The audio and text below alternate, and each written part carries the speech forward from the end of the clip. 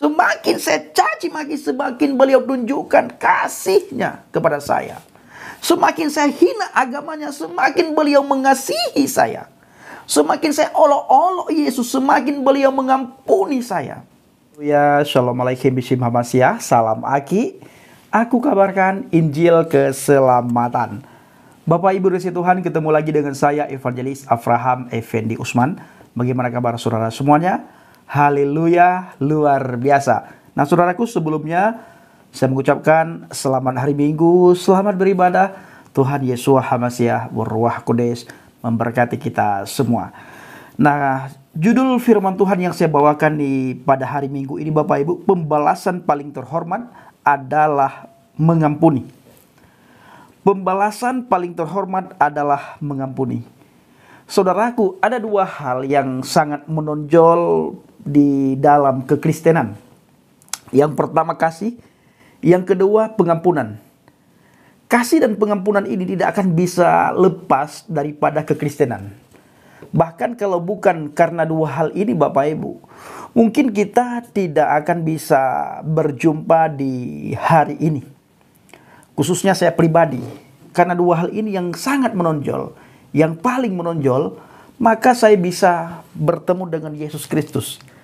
Saya bisa melihat bagaimana kasih Kristus kepada kita semuanya. Terutama sekali Bapak Ibu di saat terjadi dialog, diskusi ataupun debat kusir di media sosial. Salah satu grup di Facebook, Islam bertanya, Kristen menjawab. Kristen bertanya, Islam menjawab. Nah, di grup ini Bapak Ibu, banyak sekali orang Kristen dan sangat banyak juga orang Islam. Dan di grup itu terjadi debat setiap hari, setiap waktu, setiap saat. Saling membenarkan agama masing-masing. Agama Kristen, orang Kristen membenarkan agamanya, membenarkan ajarannya, membenarkan imannya. Begitu juga saudara kita umat Islam. Saya waktu itu membenarkan agama saya. Bahkan saya berkata di grup itu, Inna dina indallah Islam, agama yang paling diridhoi oleh Allah adalah agama Islam.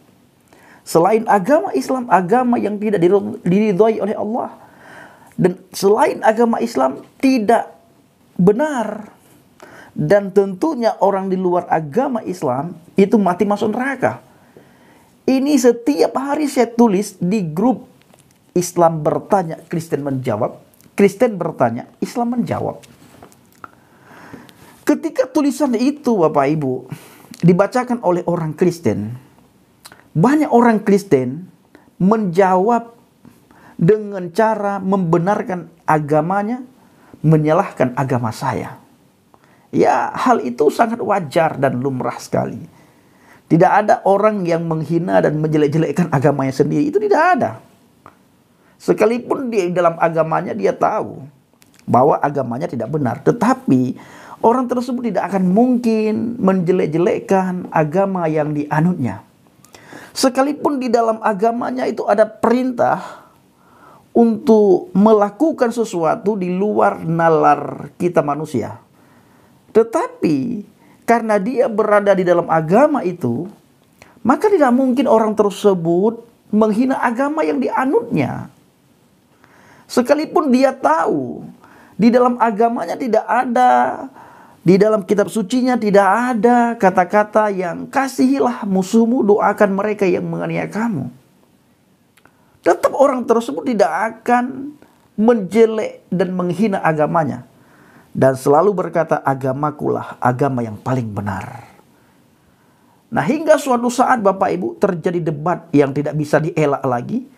Di situ bukan lagi berbicara masalah agama, tetapi berbicara tentang hina dan menghina.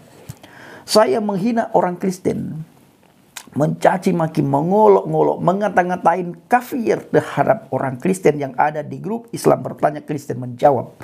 Kristen bertanya, Islam menjawab. Begitu juga sebaliknya, orang Kristen yang ada di grup tersebut membalas hinaan, cacian, makian saya, saudaraku. Yang luar biasanya ada satu bapak yang sudah tua, namanya Pak Kurnia Budi. Beliau hadir dengan cara yang berbeda. Beliau hadir pemikirannya, tulisannya, menanggapi komentar saya berbeda dengan orang Kristen yang lain. Di mana beliau tidak membalas hinaan dengan hinaan. Beliau tidak membalas cacian dengan cacian. Beliau tidak membalas makian dengan makian. Tetapi segala cacian, segala makian, segala hinaan, segala olok-olokan saya, beliau balas dengan kata-kata yang lemah lembut. Sehingga saudaraku, tergenapilah Amsal 15 ayat 1. Jawaban yang lemah lembut dapat meredakan amarah. Jawaban yang lemah lembut dapat meredakan murka. Bapak Kurnia Budi, Bapak tua tersebut hadir di bawah kolom komentar saya, memberikan jawaban yang sangat menyejukkan saya, Bapak Ibu. Ketika cacian, makian, hinaan, dan kata-kata yang tidak pantas saya sebutkan di situ, hadirnya beliau tidak membalas itu semua, saudaraku. Beliau menunjukkan kasihnya. Beliau menunjukkan kualitas imannya. Beliau menunjukkan kualitas agamanya. Tanpa beliau berkata, agamaku paling baik, kitab suciku paling benar, Tuhanku yang paling luar biasa. Tidak pernah kata-kata itu keluar dari mulut, dari tulisan daripada Bapak Kurnia Budi itu, saudaraku. Tetapi beliau menunjukkan karakternya, karakter yang penuh kasih, karakter yang tidak pernah membalas hinaan dengan hinaan. Alkitab berkata apa? Segala yang jahat kamu balas dengan segala kebaikan. Segala sesuatu yang kamu tidak senangi apabila ada orang lain perbuat kepadamu, maka sesuatu itu pun jangan kamu perbuat untuk orang lain.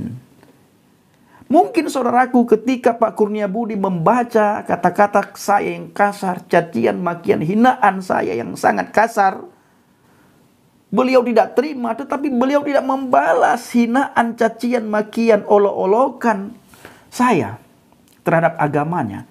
Tidak beliau balas. Beliau balas dengan kata-kata yang lemah lembut. Beliau berkata, Mas Pendi, saya membaca profil Facebook Anda.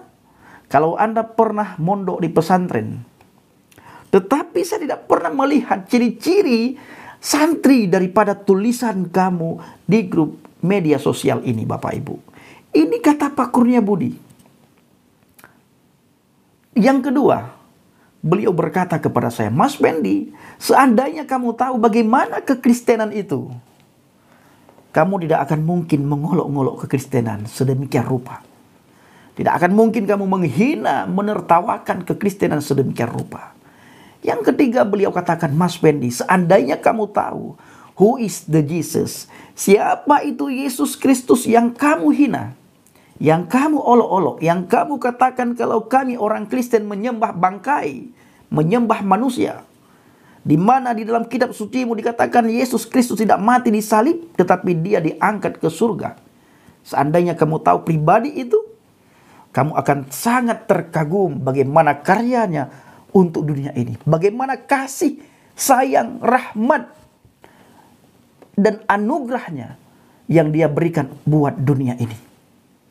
Yang selanjutnya beliau berkata, Bapak Ibu, Mas Pendi, seandainya kamu tahu apa isi Alkitab, di mana di dalam Alkitab itu penuh dengan kasih dan pengampunan. Tidak ada di dalam Alkitab kita disuruh membalas cacian, hinaan, makian kamu. Kamu akan terkagum-kagum dengan ajaran Alkitab yang saya imani. Yang selanjutnya, yang terakhir, beliau berkata kepada saya, Bapak Ibu yang dikasihi Tuhan, para pencinta channel Injil Hamagen. Mas Pendi katanya. Beliau orang Jawa, makanya beliau panggil saya Mas. Padahal kami tidak ketemu, Bapak Ibu. Saya di Aceh, beliau di Jakarta. Kita hanya ketemu di media sosial, di Facebook, salah satu grup. Islam bertanya, Kristen menjawab. Kristen bertanya, Islam menjawab. Beliau berkata yang terakhir kali, Mas Pendi, kalau kamu nantinya sudah tahu kebenaran, sudah mengalami kebenaran, kamu bisa buka sedikit ruang hati dan telingamu untuk menerima kebenaran. Kita sambung lagi. Saya sudah tidak ada waktu lagi untuk membaca komentar kamu dengan kata-kata yang sangat tidak pantas diucapkan oleh seorang mantan santri, yang sangat tidak pantas diucapkan, dituliskan oleh seorang yang katanya agamanya paling benar, kitab sucinya yang paling benar, di mana kamu selalu berkata rahmatan lil alamin di grup ini, tetapi tulisanmu tidak menunjukkan rahmatan lil alamin. Saudaraku, para pencinta channel Injil Habaget, kata-kata Pak Kurnia Budi yang sangat sederhana itu menjadi tamparan bagi saya.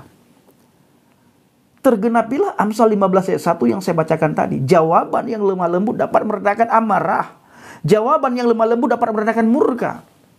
Jawaban Pak Kurnia Budi yang sederhana, yang lemah lembut. Beliau menunjukkan kasih. Beliau menunjukkan pengampunan. Di mana kasih dan pengampunan, kata-kata saya yang kasar, kata-kata saya yang sangat menghina itu tidak beliau balas dengan hinaan, dengan cacian, dengan makian, tetapi beliau balas dengan kata-kata yang sangat enak saya baca. Ada kasih, beliau menunjukkan pengampunan. Beliau mengampuni saya dengan beliau tunjukkan beliau tidak membalas cacian saya. Itu beliau menunjukkan betapa beliau mengasihi saya dan beliau mengampuni saya. Lalu saudaraku, saya bertanya-tanya di dalam hati dan pikiran saya, apa yang dipelajari oleh Pak Kurnia Budi ini? Kenapa Pak Kurnia Budi ini berbeda dengan orang Kristen yang ada di grup Islam bertanya, Kristen menjawab, Kristen bertanya, Islam menjawab? Kenapa beliau berbeda sendiri? Yang lain semua membalas cacian, hinaan, makian saya, tetapi Bapak ini tidak membalas cacian, makian, hinaan saya. Ini kenapa? Apa yang beliau baca? Kitab apa yang beliau pelajari? Apa agamanya? Kalau agamanya Kristen, kenapa beliau tidak membalas cacian saya sebagaimana orang Kristen yang lain yang ada di grup tersebut? Itu terus Bapak Ibu muncul di dalam hati dan pikiran saya pada tahun 2015. Nah, singkat cerita, saya cari di Google apa yang dipelajari oleh Pak Kurnia Budi ini. Saya tidak berkata apa yang dipelajari oleh orang Kristen. Karena orang Kristen dengan saya tidak ada bedanya. Cacian, makian, hinaan. Ketika saya menghina Yesus, mereka menghina Nabi saya. Ketika saya menghina Alkitab, mereka menghina Al-Quran. Ketika saya menghina agama Kristen, mereka menghina agama Islam. Tidak ada bedanya dengan saya. Tapi Pak Kurnia Budi tidak seperti orang lain. Luar biasa beliau. Menunjukkan karakter Kristus. Karakter yang penuh kasih. Karakter yang penuh pengampunan. Makanya saudara, kita tidak akan menemukan Yesus menghardik orang-orang yang tidak tahu akan Alkitab. Yesus selalu menghardik orang Farisi, ahli Taurat, Saduki, orang yang merasa dirinya benar, orang yang merasa dirinya pintar, orang yang merasa dirinya ahli ibadah, orang yang merasa dirinya dekat dengan Tuhan, orang yang merasa dirinya alim, dan orang yang merasa dirinya suci. Ke situ Yesus, ya, Yesus selalu menghardik mereka-mereka itu. Bahkan Yesus juga tidak segan-segan menghardik Petrus, bagaimana Petrus setiap hari bersama dengan Yesus. Nah, kembali lagi ke perdebatan saya dengan orang Kristen yang ada di grup Islam bertanya, Kristen menjawab. Pak Kurnia Budi ini hadir dengan nuansa yang lain. Hatinya, tulisannya, tutur katanya, itu sangat luar biasa berbeda dengan yang lain Bapak Ibu. Sehingga membuat saya tercengang-cengang akan apa yang Pak Kurnia Budi ini lakukan terhadap saya. Sehingga saya mencari di Google, saya ketik a Bible, saudaraku. Ketika saya ketik a Bible di Google, muncul satu firman Tuhan di dalam Injil Yohanes 14 ayat yang ke-6. Ini adalah keajaiban kalau saya boleh katakan. Karena ketika saya ketik di Google a Bible, harusnya itu muncul Alkitab. Atau muncul ayat-ayat yang ada di dalam Alkitab. Atau muncul pasal-pasal yang ada di dalam Alkitab. Ini tidak Bapak Ibu. Muncul satu ayat. Yohanes 14 ayat yang ke-6. Akulah jalan dan kebenaran dan hidup. Tidak ada seorang pun yang bisa datang kepada Bapa kalau tidak melalui aku. Ini adalah Firman Tuhan yang luar biasa, luar biasa, luar biasa Bapak Ibu. Kembali saudaraku, sebelum saya menemukan Yohanes 14 ayat 6 di Google, itu diawali dengan satu anak Tuhan yang penuh kasih, penuh pengampunan.